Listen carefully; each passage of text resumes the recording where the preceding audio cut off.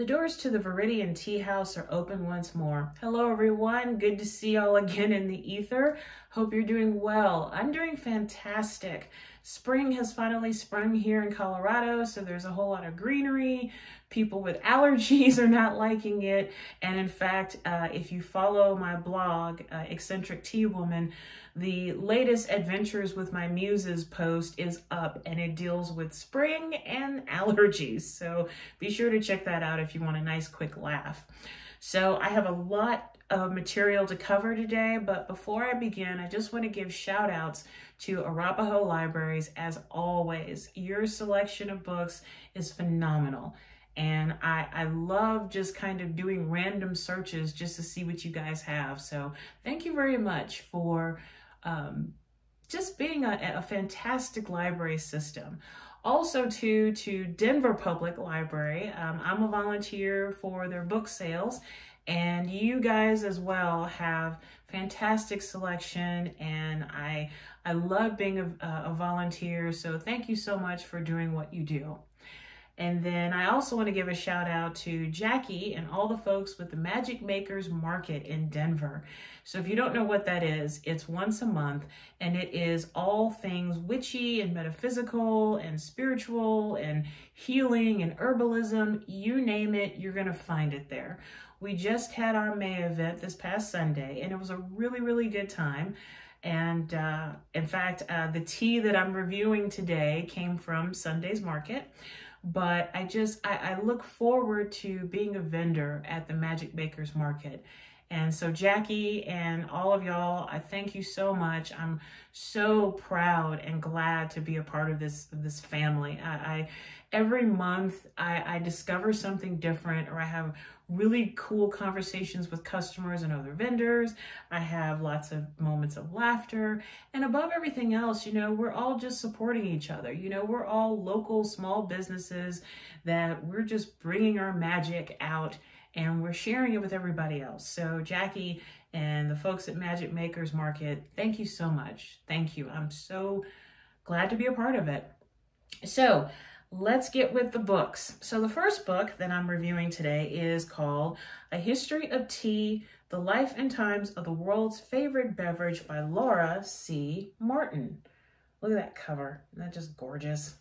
So I've read a plethora of tea books and I haven't even scratched the surface. And what's interesting is that even though the majority of the tea books do talk about the history of tea, Camellia sinensis, assamica, all the basics, there's also their own individual stamp in terms of the tea industry and the drinking tea, enjoying tea, preparing tea, how it's such an art form in a way. So I really did enjoy reading Laura Martin's book and listening, just mentally listening to her voice as she talked about the highs and the lows about the history of tea. In fact, let's see, I'll read the back of it for you. Among all the beverages in the world, tea's popularity is second only to water. Tea has fascinated us, awakened us, motivated us, and calmed us for well over 2,000 years. A History of Tea tells the compelling story of the rise of tea in Asia and its spread to the West and elsewhere. From the tea houses of China's ancient Tang dynasty to the tea ceremonies developed in Japanese Zen Buddhist temples, to the current social issues faced by tea growers in India and Sri Lanka, this book explores the complex history of this fascinating drink. It illuminates the customs and traditions that sprang from the spread of tea throughout the world. It explains how tea is processed into the many varieties people drink each day, and how to brew a perfect cup, and so much more. Let's see, and Laura C. Martin is an award-winning author of more than 25 books on gardening, nature, and crafts, so she knows what she's talking about. She has studied the complexities of plants for decades and has appeared on television shows such as Home Matters and Victory Garden. She served as the garden editor for Atlanta Homes and Lifestyle and Georgia Magazine, and has written for publications ranging from American Horticulturalists to Better Homes and Gardens. So yes, like I said, she knows what she's talking about, and this is not just kind of a stab in the dark. Like this is a wealth of knowledge in such a, what could be like a afternoon of reading, honestly. The only things I didn't really care about the book were the fact that she didn't mention yellow tea. And not a lot of people know about yellow tea. It's kind of rare, but it is part of the tea Camellia sinensis family. And I mean, I really would like to learn more about yellow tea. I did learn a little bit about it when I was studying to become a tea specialist. And I think I even tried some at one point, and I was like, oh, it has a different taste to it. I mean, it has a, I hate to say yellow effect, but it really had a yellow effect as opposed to a green or a white or a pu'er or a black or a dark or whatever. So I was kind of remiss that she didn't talk about yellow teas because like I said, I think they have their place. And then she also didn't talk about purple tea. And for those of you who have heard previous videos of mine, purple tea originated in China, and a lot of it now is grown in Africa, specifically like Kenya. And there's so many benefits. You know, the deep purple color is reflective of the antioxidant anthocyanin and so on and so forth. Less caffeine than a green tea. I've told customers that. It's like, look, if you enjoy tea, but you need less caffeine, go with the purple. It actually has less caffeine than a green. But yeah, she didn't mention anything about purple tea at all in the book. And I was kind of scratching my head, but I thought, you know what? This is her take in the tea industry, and it's still an excellent reference book, and it's a great history book. And there's talks about, you know, tea smuggling and tea pirates and people who are British but dressing up as though they're Chinese businessmen to smuggle the plant out of China. I mean, all sorts of facts and interesting anecdotes, all revolving around tea. So for the History of Tea by Laura C. Martin, this receives Viridian Tea House's 4 Pots of Tea.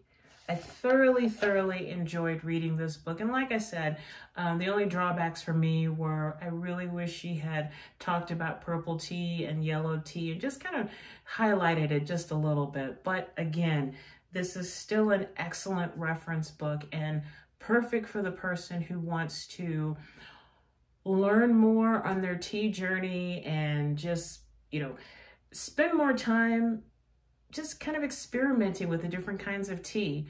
Like for me, it's pu'ers.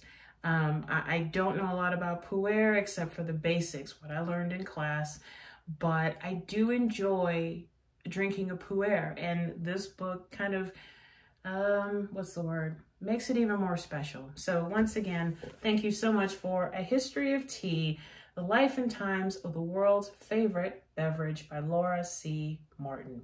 Thank you again. Thank you. Let's see. I'll just put it here.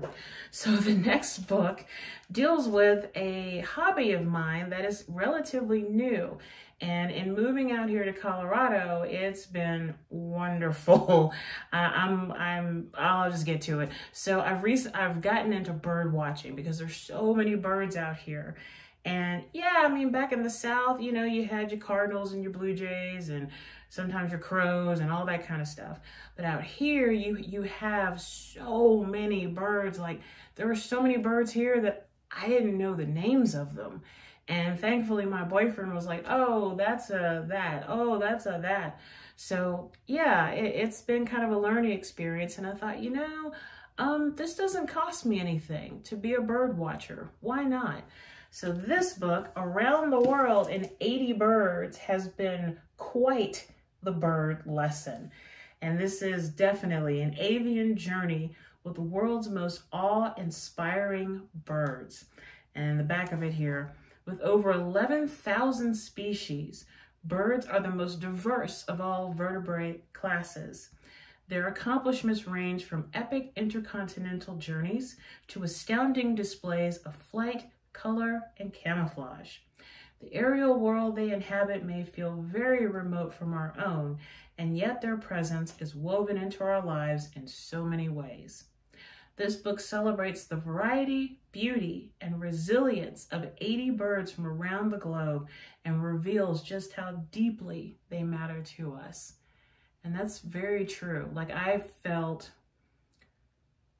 more connected to this planet and to nature. And I am a part of nature and the environment. So reading this book was just, it was breathtaking. I mean, and not to mention the fact that the color illustrations were just awe-inspiring and absolutely beautiful. There were a couple of birds in here that I marked, so I just wanted to share a little fun facts about each one. So from Tanzania, this is the yellow-billed oxpecker.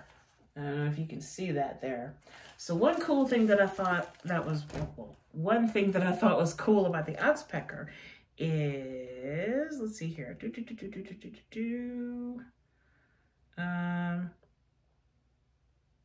Okay, so naturalists once saw the relationship between oxpeckers and their hosts as textbook mutualism.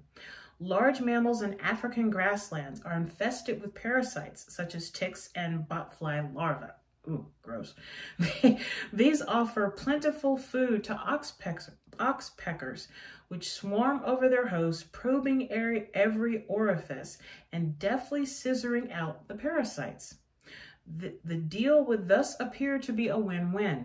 The birds get a free meal, the host gets a personal grooming service, and that service is highly efficient.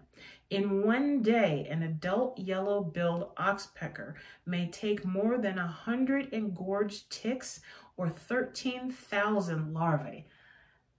Disgusting, but interesting, right? Okay.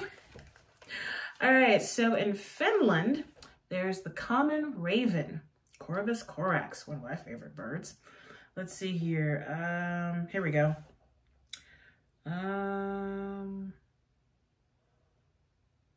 Okay. The image of ravens as sinister, as reflected everywhere from Shakespeare to horror movies, doubtless stems from the bird's taste for carrion, which once included battlefield corpses. But ravens are also credited with wisdom and prophetic gifts, revered as emissaries between the spiritual and material worlds. To the Haida, hope I pronounced that right, Haida people of northwestern Canada, or Haida, I think it's Haida, for instance, the raven lived in the land of the spirits and created the earth by dropping a pebble in the sea. In Britain, the Tower of London, founded in the 11th century, will supposedly crumble should its raven mascots ever leave, which explains why the wartime Prime Minister Winston Churchill imported 6 captive ravens to replace those lost during the Blitz. Let's see what's the, okay. Get beyond the superstition, and the common raven is still an impressive bird.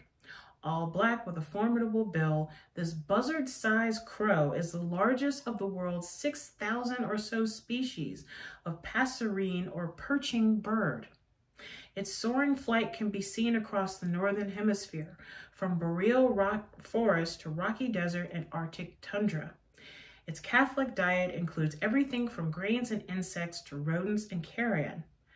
Pairs stick together for life, claiming large breeding territories and reinforcing bonds in aerobatic courtship displays.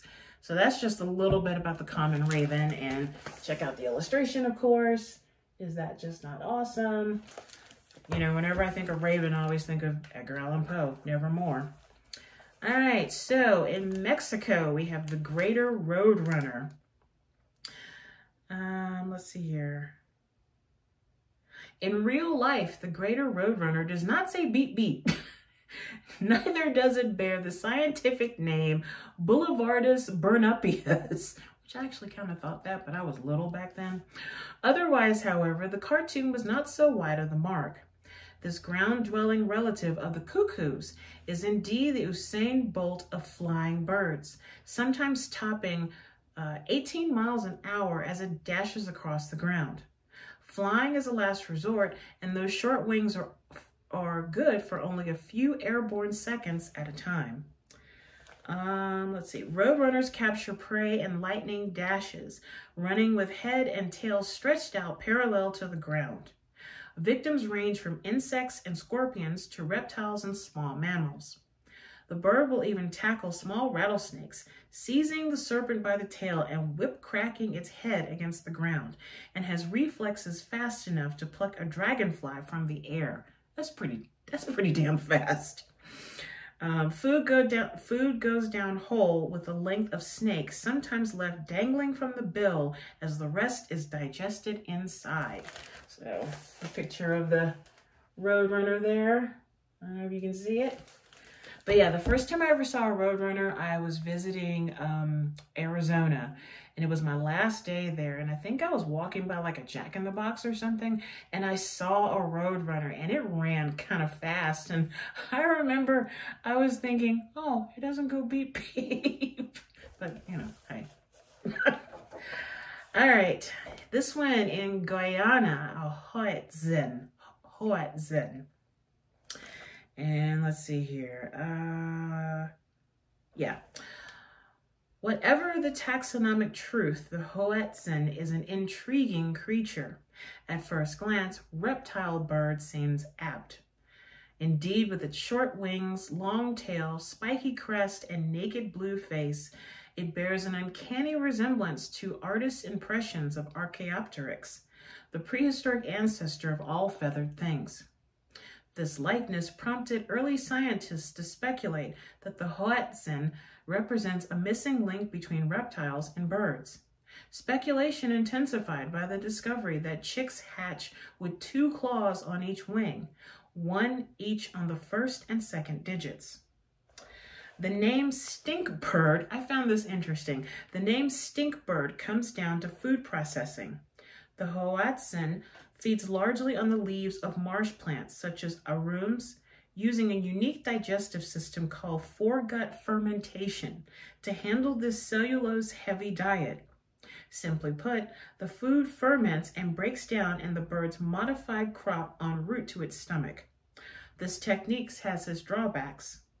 First, the Hoatzin has had to scale down the key flight apparatus of pectoral muscles and sternum in order to accommodate the enlarged crop, so it's a poor flyer. Second, fermentation stinks. The bird smells like manure. Outside Guyana, Hoatzins range widely across northern South America, notably in the Amazon and Orinoco basins. Populations are largely stable, although habitat loss is always a threat.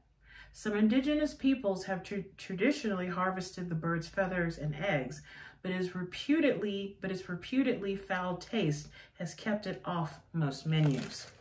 So there you go. Just kind of look at that and like, yeah, I really would not want to try and eat that. I would put some Febreze on it. And finally, one of my all-time favorite birds in Australia, the laughing kookaburra. Let's see. Here we go.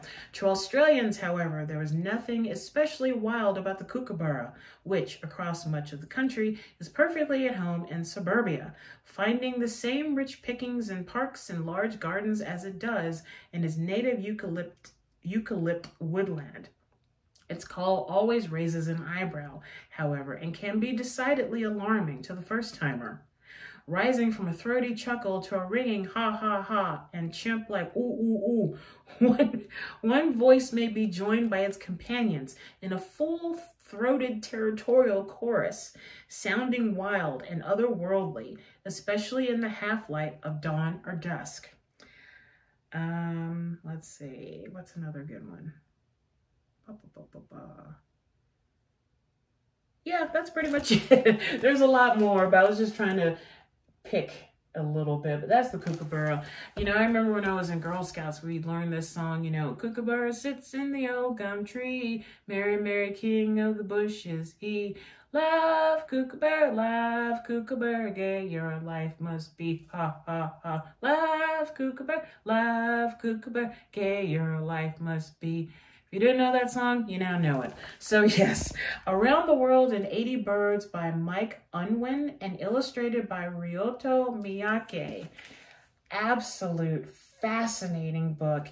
And if you love nature, if you're a bird watcher, if you just want to read a great reference book, you cannot go wrong with Around the World in 80 Birds. And actually, this is part of a series because there's another book that's Around the World in 80 Plants and Around the World in 80 Trees. And I will be looking for those books as well. And I actually want a copy of this for our personal library. But yes, Around the World in 80 Birds by Mike Unwin, illustrated by Ryoto Miyake, receives 5 pots of bird watching tea from Viridian Tea House. Thank you so much. This book, I bombarded my boyfriend with so many facts from this book, but it was just, I didn't even know about 75% of these birds, and that's kind of sad. That really is sad, but I got quite the education in learning about these birds, and now my little bird watching as I hike all through Colorado, it's even more special to me. So this book is just, it was truly a phenomenal, fantastic, and educational read. So thank you so much. Thank you. And now, getting to the tea part. I've got several parts to the tea. Let's see here. Did I bring it with me? Oh, yes, I did. Cool. So, today's tea is from a vendor that I met at the Magic Makers Market. The name of the company is called Fresh Off the Cap. They're located in Denver, and they're all about the mushrooms. They are mushroom experts. And when I was kind of walking around after setting up, I saw their table and I saw their grow your own mushroom kits, and I got to talking with the mushroom expert, I think the husband, and then I saw all the mushroom tea, and then I got to talk to the wife and or the business partner, and my mind was blown, and I was like, okay, I've had mushroom in teas before, but these look really, really good. So this, make sure this doesn't fall out. So this is the Energize tea. That's half of what I put in to make today's cup. So the Energize tea has yerba mate, chamomile, cordyceps, lemon, and apple. So I did a little bit of research like you do, and I did research on the yerba mate and I did research on cordyceps. And I got my information from healthline.com and verywellhealth.com. So for those of you who have never had yerba mate or yerba mate before, it is, let's see, some of the benefits. Okay, it's made from the leaves and stems of the Ilex paraguariensis. And if I remember correctly, it's in the same family as the yaupon, I think.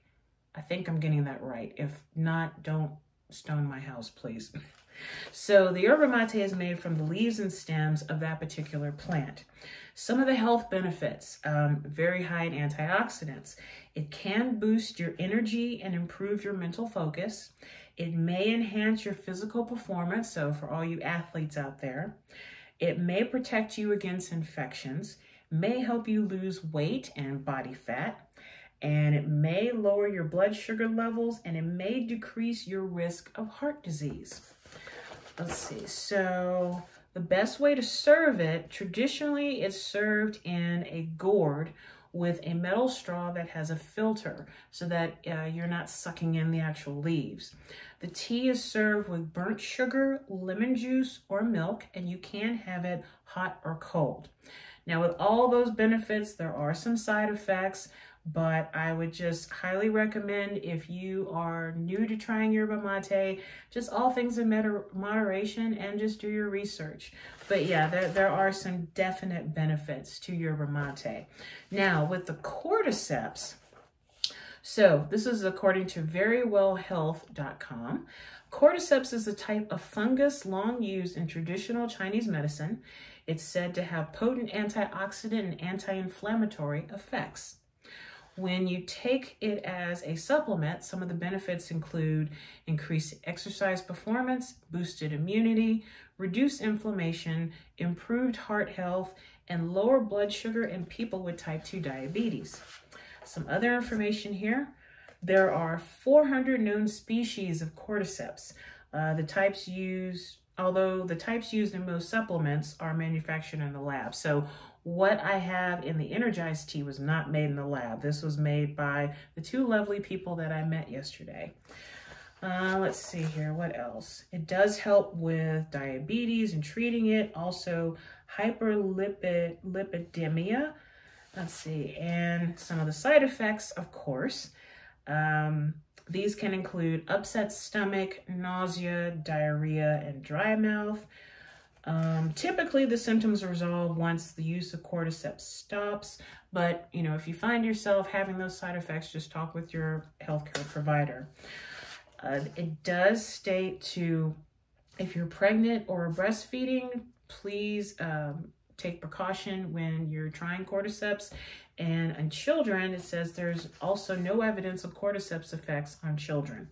So again, if you're interested in cordyceps, you know, talk to people who are knowledgeable about the fungus, like the people at Fresh Off the Cap. They'll be more than happy to give you the information. And there's a plethora of information on the internet, but there's also some really good books regarding mycology. So overall, with the yerba mate and the cordyceps, all things in moderation, and just do your research if you're really wondering and you want to know more. So on that note, I have brewed a lovely pot of the Energize. And, well, I have another story, but I'll wait until later. So this is my first time trying Energize Mushroom Tea with cordyceps from Fresh Off the Cap in Denver, Colorado.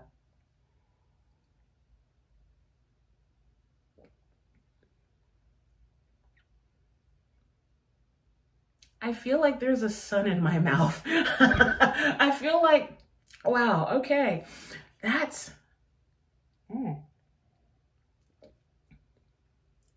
The only drawback is I talk so much on this video that it cooled down quite a bit, but wow. I can taste the mushroom. It's kind of like an earthy kind of taste to it, but it's not bad. That taste is not bad at all. But then again, I love mushrooms.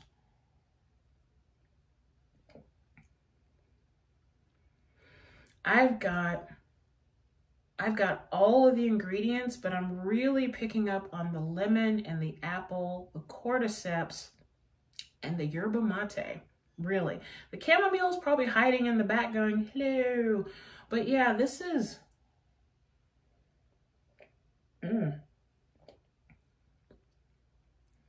This is something that I would want to drink in the morning. Now, yes, as much as I love tea, I do have my morning coffee. I would like to give up coffee for like a month and drink this instead. This is perfect for spring and summer. This really is.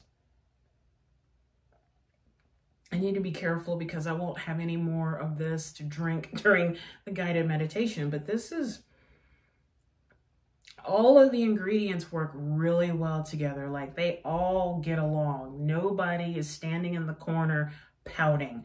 Everybody is playing really well together. This is a well-made blend. Yeah, this is Energize Mushroom Tea.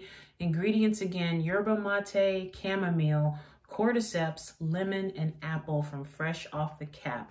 I did check their website and I didn't see the tea listed, but she told me that she's just starting out with the mushroom tea. But I bet if you follow them on Instagram and kind of reach out to them and say, hey, I heard about the tea, you know, what are your prices? I'm sure they'll work with you. But this is really good. This is surprisingly good. Now, when I say surprisingly, no, I didn't think that this was going to be a horrible cup of tea, but I'm really, really enjoying the taste of it. The flavors, they're lingering in my mouth. And like I said, I'm getting that earthy taste of the cordyceps, but it's not bad. It's really like I just want to sit outside and not do anything for the rest of the day, which that actually sounds pretty good.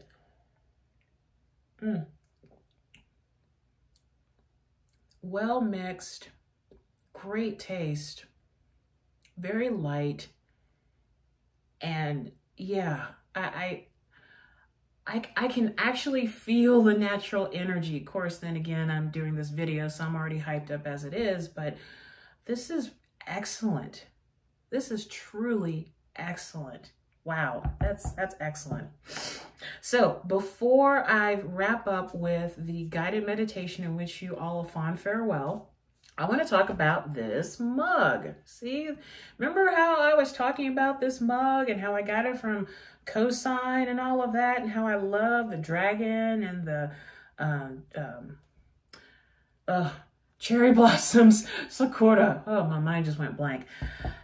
Funny 6 degrees of Kevin Bacon. So I received a friend request not too long ago.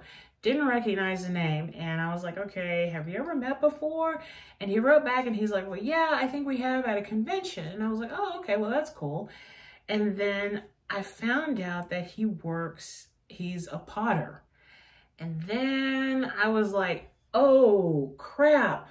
You made this mug. So special shout out to Perry Charlefou. Hope I said your name correctly. And the name of his company is Aegean Goods. He does a lot of the different Sakura mugs. I think there's one set where the flowers are blue, if I looked at it correctly, plus all different kinds of fantasy inspired bowls and mugs and cups and saucers and all kinds of things. I will put his website on this video once it's been uploaded. But yeah, Mystery Sol, this is made by Aegean Goods. And I am so proud to have this mug as part of my tea collection, but it is absolutely stunning, stunning work. So thank you so much for reaching out to me, and I'm so glad that I can just boast and brag about your company, because this mug is very much a delight of mine. I mean, just look at that. Absolutely beautiful. So thank you so much. So now let me do the guided tea and water meditation. If you're new to this, welcome. Yokoso, bonjour. We're just going to breathe while we meditate. No chants, no mantras, none of that. We're just going to focus on our breathing. We're going to start with 2 breaths in through the nose, out through the mouth. You can close your eyes, or you can softly focus on an object in front of you. We're going to breathe for a number of counts. If you find yourself getting caught up in thoughts, that's normal. This is not about clearing your mind. However, treat it like a channel, a program on the TV. You just pause it, you mentally label it as thinking, and then you send it on its way. And then you just return to your breathing. It's not so much you're trying to clear your mind, but you're trying to strengthen your meditation muscles in a way. So then afterward, we're going to end it with a deep breath in through the nose and out through the mouth. And then you can allow your eyes to come into focus, or you can open them. And then make sure that you have a cup of your favorite tea or your water with you. And then you just enjoy a sip afterward. In terms of the meditation, you can either be seated like me, laying down, or standing up. And this just takes a few seconds. So if you're ready and you have your water and your tea, let's begin.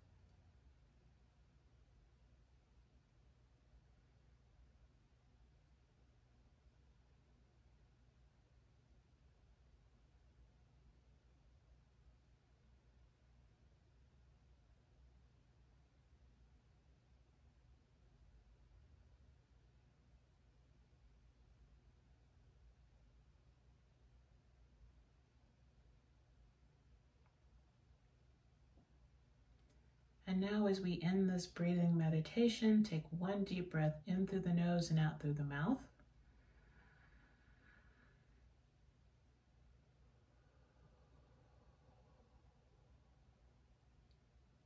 Slowly open your eyes or allow your eyes to come back into focus. And now enjoy a sip of your favorite tea or water.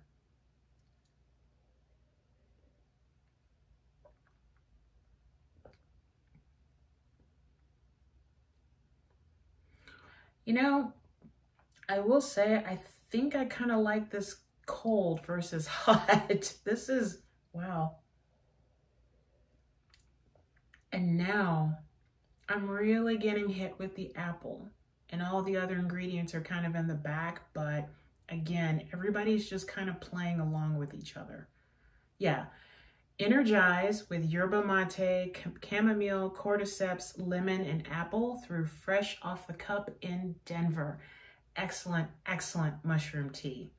And that is all I have for today. That is a lot. But I hope you enjoy these videos. And if you do, please post a comment or a thumbs up and just let me know if there's something that you're interested in seeing me cover. And I will say that the next video will be a tea and tales with one of my favorite urban fantasy authors, L.R. Braden. I cannot wait to do a reading of her book and review the second book for y'all. So I'm looking forward to that. But until then, take care of yourself and each other. Raise your lovely Sakura dragon mug high. And always remember that to drink tea is to enjoy life. See you soon. Bye.